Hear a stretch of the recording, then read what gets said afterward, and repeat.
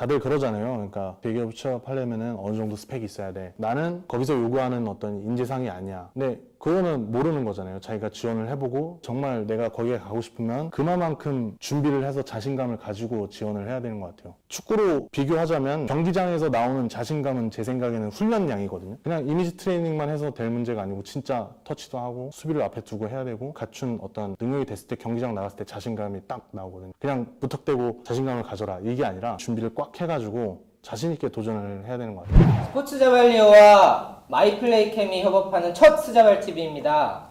그래서 귀한 손님을 모셨는데요. 대한축구협회의 한동근 사원 모셨습니다.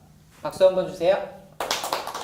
네, 저는 대한축구협회 경기지원팀 한동근입니다. 주로 아마추어 축구 정책 설계나 시도협회 거기에 관련된 업무, 또 중요한 사업으로는 디비전 시스템 정착을 위해서 연구도 하고 실무도 진행하는 팀입니다. 월드컵이나 이런 주요한 대회에 나가게 되면 선수들의 최고의 경기력을 끌어낼 수 있도록 뒤에서 숨은 일들을 하시는 분들이 있어요. 이제 팀 매니저라고 해서 장비 담당이라고 불리는데요. 저는 경기지원팀인데 이제 국가대표 지원팀에서 요청이 와서 제가 우연히 이제 그 기회를 접해가지고 장비 담당이라는 업무를 했었습니다. 또 수습 기간이 있잖아요. 그 수습 기간 동안 저희를 이제 보면서 성향이나 어떤 전공 이런 것들을 좀 고려해서 받게 되는 팀은 관련된 업무를 할 수 있도록 하고 이제 저희가 규정에 따라서 이제 순환 보직이거든요. 할 일이 되게 많아요. 팀원 한 명씩 그 각 연령별 대표팀을 맡아야 되거든요. 그런 업무들을 하는 데 있어서 이제 행정 업무도 해야 되고 실제 서포팅하는 지원 업무도 해야 되고 아침 9시가 딱 되자마자 전화가 많이 와요. 기다렸다는 듯이 9시 땅 하면 이제 많은 분들이 뭐 대표팀 관련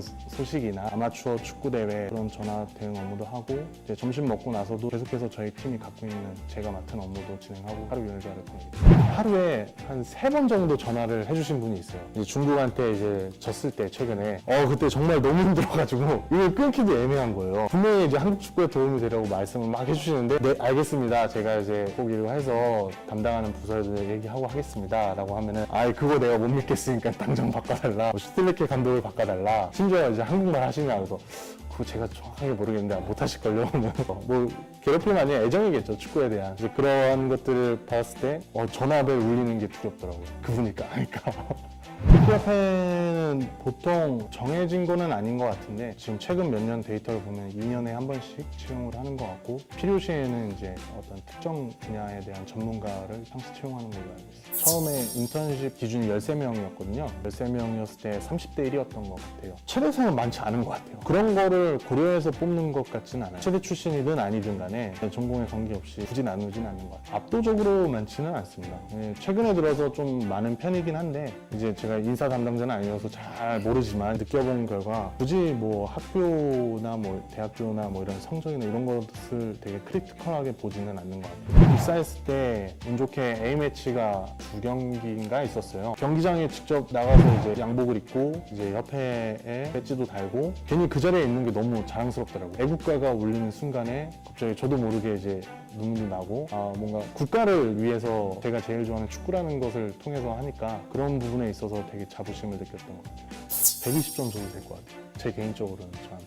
원래 어렸을 때부터 좋아했던 거고 커서도 계속 뭐 운동 그만두고도 저는 축구를 계속 보러 다녔거든요. 보기도 했고 워낙에 좋아해서 또 그런 축구 일을 제가 직접 하고 있다는 게 너무 행복해요. 그거는 모르겠어요. 정확하게 모르겠는데 저희 동기들끼리 모이고 이제 얘기하다 보면은 다들 만족하는 것 같아요. 너무 좋아하는 것 같아요. 이직 생각은 뭐 개인의 생각이 있어서 모르겠지만 또 어떻게 하면 더 발전적인 한국 축구를 이끌 수 있을까에 대한 고민을 많이 하는 것 봐서는 그만큼 애착도 있고 이 일에 있어서 만족도 하기 때문에 뭐 만족이라는 게 없으면은 연구를 할 생각이 없겠죠. 수입면요. 그것을 굳이 표현을 하자면은 체육단체 중에서는 많이 받는 편인 것 같긴 해요. 왜냐면 하는 사업도 많고 인원도 많고 관심도 많이 갖기 때문에 후원해 주시는 분들도 많고 그런 게 좀 여러 적용하다 보니까 이창하지 못합니다. 협회 제2외국어를 원어민 수준으로 또 하시면서 영어도 또 그만큼 하시는 분도 많고 그게 팀마다 좀 성격이 다른 것 같은데 제가 맡은 업무 중에 하나가 국제대회 이제 국제 경기 승인이라는 게 있어요. 불법적으로 어떤 대회들이나 경기가 이루어지지 이루어지지 않도록 이제 그 업무를 맡다 보니까 요즘에는 영어 사용 빈도가 매우 높죠. 해외 이제 축구협회나 어떤 신청 단체들이 저희 쪽에 서류를 제출하고 그런 걸 검토하고 저희 협회 이제 국제팀이라고 따로 다른 축구협회들이나 대륙연맹들하고 소통하는 특정 팀이 있는데 그 팀에만 그러한 업무가 쏠리면은 축구협회 19개 팀이 있고 워낙에 많은 일들이 있는데 그래서 어느 정도는 이제 팀마다 분담을 해서 가져가고 있습니다. 그 중에 저도 하나의 국제대회 승인이라는 걸 하고 있습니다. 거의 영어로 하죠. 가끔씩 당혹스러울 때가 있어요. 뭐 카자흐스탄이나 키르기스탄 뭐 이런 데는 러시아어랑 이상한 공문을 보내서 이걸 보고 어떻게 하라는 거지?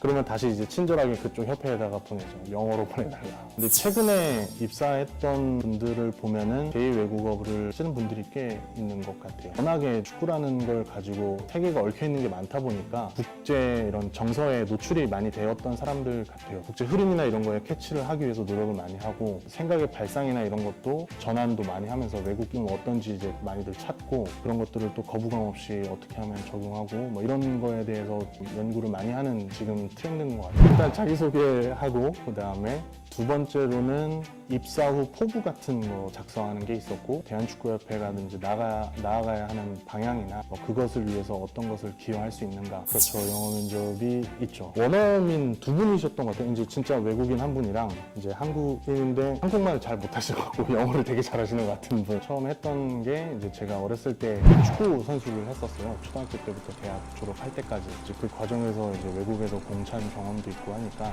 외국 축구의 교육 방식이나 행정 시스템이나 그리고 이렇게 어렸을 때 많이 나가봤는데 가보지 못한 나라가 있다면은 어디를 가보고 싶냐. 이건 정말 생각지도 못하는 질문이었거든요. 사실 마지막으로 축구협회에 들어와서 무엇을 하고 싶은지 그때 한참 이슈가 생활체육과 그 다음에 이제 엘리트 체육의 어떤 통합이었잖아요. 그런 거를 면접 준비하기 전에 좀 많이 봤었어요. 그래서 그런 관련된 어떤 답변을 했었습니다. 그게 안 돼 있었다면 무엇을 대답했을까라는 생각을 지금도 뻔하지만 이제 당연히 축구 관련돼서 어떻게 뭐 비전을 제시하고 뭐 어떤 걸 하고 싶냐 했을 때 뭐 경기력 발전에 뭐 힘쓰고 싶다. 근데 사실 들어와서 보니까 경기력 발전에 힘쓰신 분들 정말 대단하신 분들 많고 그런 부분보다 진짜 이 현안들 있잖아요. 이런 행정 쪽이나 이런 현안들에 대해서 많이 서치를 했었죠. 그래서 면접장에서 이거는 전혀 공고가 되지 않았던 부분인데 K리그 전년도 우승팀, K리그 클래식과 챌린지의 팀의 수 그냥 뉴스만 보면 잘 모르잖아요. 그러니까 이게 전부가 아닌데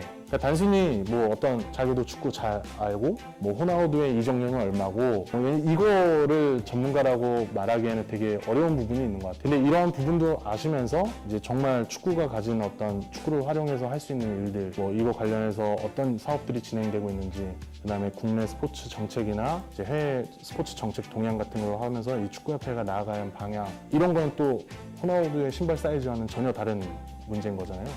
유리했던 부분이 많았던 건 사실인 것 같아요. 축구 시스템에서 이제 양성이 됐던 선수였잖아요. 제가 선수 출신이 아니었다면 그런 부분들에서 고민을 깊게는 못했을 것 같아요. 어느 정도 소통을 할 수 있는 범위도 달랐을 것 같고 그래서 그런 부분들이 좀 저한테는 유리하게 작용했던 것 같습니다. 25, 6명 중에 4명인가 왜 그만뒀어? 라고 물어볼 때가 좀 난감했죠. 사실대로 못해서 그만뒀습니다 라고 이야기하는 것도 자신감이 없는 부분인 것 같기도 했고 근데 뭐 그게 사실이니까 뭐 그렇게 말씀드렸죠. 몇 번 봤을까요?